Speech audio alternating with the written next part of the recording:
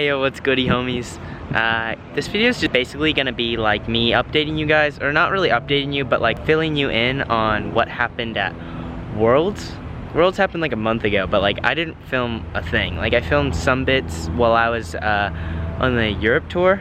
Like I don't know, I filmed in France and Poland or other places, but whatever. But I didn't really film at the contest, so I just wanted to kind of run you guys through my thought process during that contest, because it was a huge contest. It's like your full year building up to that moment. I just wanted to tell you guys like what was going through my head and all this and that. Oh, what's going on here, boys? That's my dad. I like what's going on. Hola! So to start, like obviously getting to Barcelona, Spain is always a hassle because, you know, it's like all these flights. I had one flight going into, I think I had a layover in Chicago, so that was 5 hours to Chicago, and then 9 hours to Barcelona. So I got off the plane, and then I had like one free day basically before all of my lucky teammates and lucky team manager came. And so I went to a climbing gym that I actually found was really close to my hotel. Got some climbs in there. It was actually really fun because, I don't know, whenever I'm on trips, it's like, dang, I have to take a break from climbing. But this time it was like, oh, I'm going on a trip and I'm getting to climb, like this is rad. So then actually the following 2 days after I went climbing, I had like 2 half days basically. And with those days, the first day I went to this place called Casa Bayo. It was built in like the 1900s by Antoni Gaudi. He's like the famous architect or whatever. But it was really interesting because it was like an apartment. It was a big apartment. I think it had 3 or 4 stories. The design inside and out was like ridiculous. And it made sense because like as I was like doing this tour thing, I was being super like touristy, but it was fun. It made sense that like the design was crazy because there was actually like no plans made for the construction of the building. There was just like a bunch of little things that were super like attentive to detail that made like the whole apartment, but they referred to it as a house, like great. And then the following day I went to La Sagrada Familia,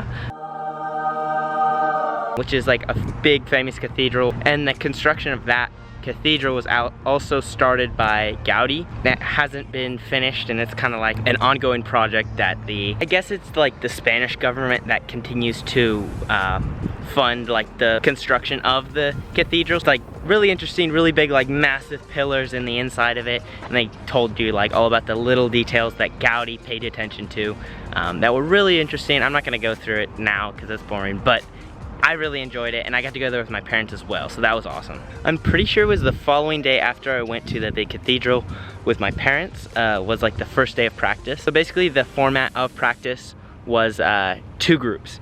Since there was 50 riders, they didn't want all 50 of us on the course at one time, so they gave us 1 hour for 25 riders and then another hour for the other 25 riders. I chose to be in the second group, so I had to wait a full hour before I like started riding. And I had already like padded up because I didn't know they were gonna do it in that format. So I was trying to stay warm on all this and that. And this is where I made a big mistake. So this is, keep in mind, this is, I think, this was Friday. Saturday was semifinals, Sunday was finals, pretty sure. Yeah, so I was trying to stay warm because like I had a full hour of just like chilling while the first group was practicing. So one of the things that I tried to do, I didn't succeed clearly. Why? In order to keep warm, obviously first I stretched, but I was jumping up these steps that they have like where the crowd sits. I was jumping up them, doing fine, you know, no big deal.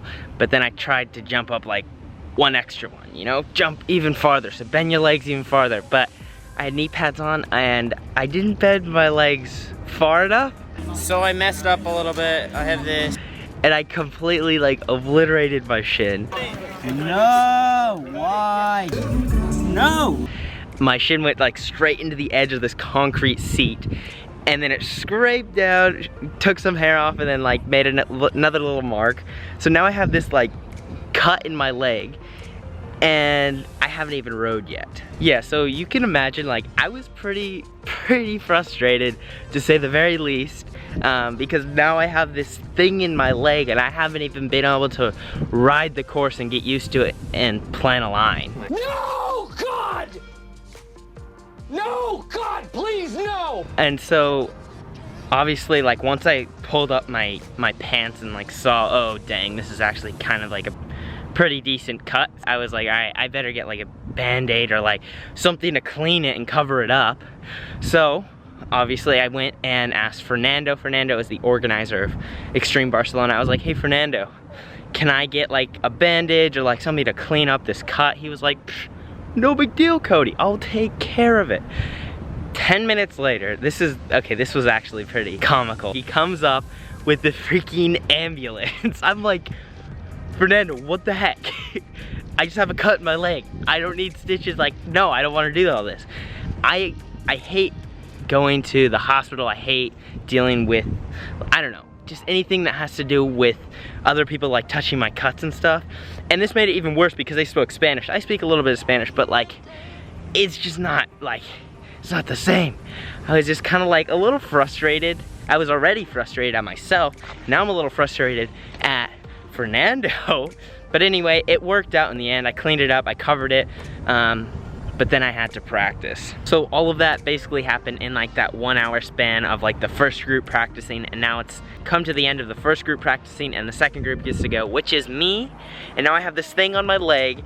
I can feel my leg like throbbing, and that actually continued throughout like the rest of my trip, all throughout Europe, which sucked, but you know, no worries, no big deal. But anyway, practiced.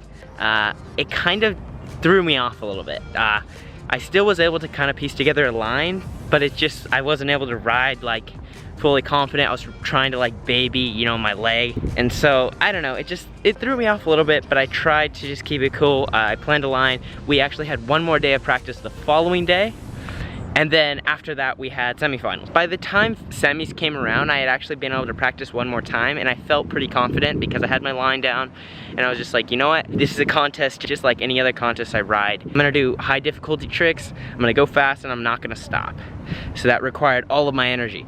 I tried to sleep well, just kind of conserve my energy. It was blazing hot sun like it is here in California, but I was able to kind of like conserve my energy up until the contest actually started. And once first runs actually happened, I was just like, all right, I'm just gonna see what the Lord has for me. I'm gonna try to land everything that I have, and I actually did, which was awesome.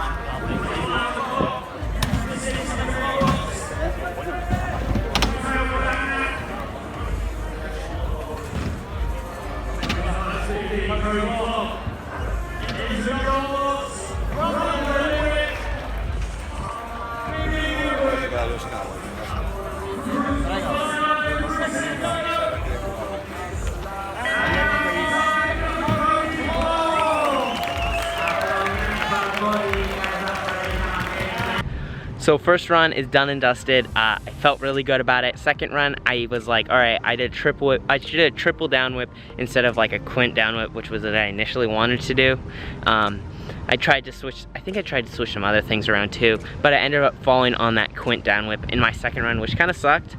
But it's all right, you know, my first run was good. I think I ended up placing 6th, and I qualified for finals, and that's all I wanted, so stoked on that. Finals came around, and I was like, okay, I'm gonna set a goal for myself, because this is what I normally do before contests, just kind of like in my head.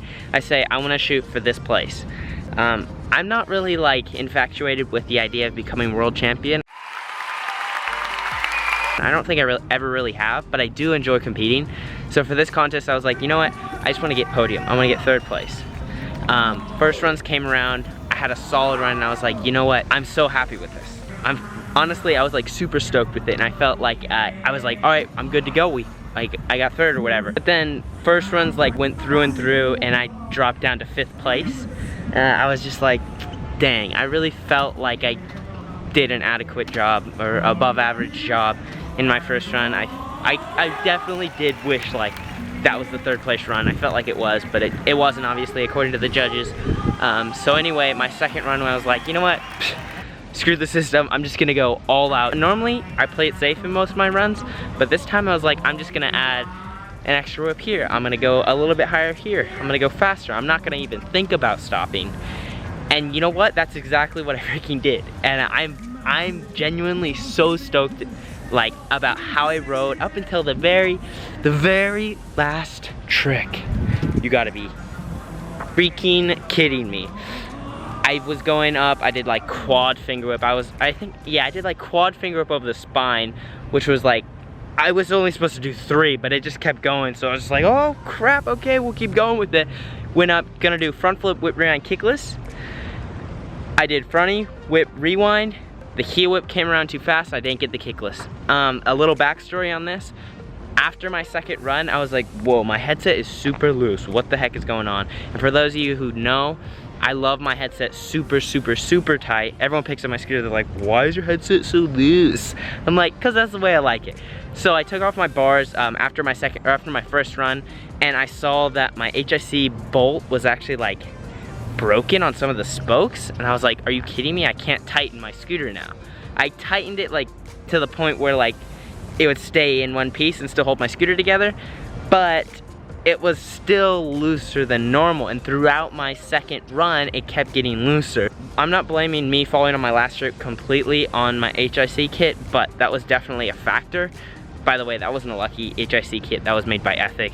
Dumb stuff you guys don't need to know. I just had that kit for like a while, so I guess it just had to break sometime, right? So that definitely bummed me out. Second run didn't place me any better than my first run, which is kind of a bummer, but I ended up in 5th place. I'm 5th in the world, so couldn't be more stoked about that. I placed higher than last year. Last year I was in 6th, this year I'm 5th. So, you know, the Lord is good.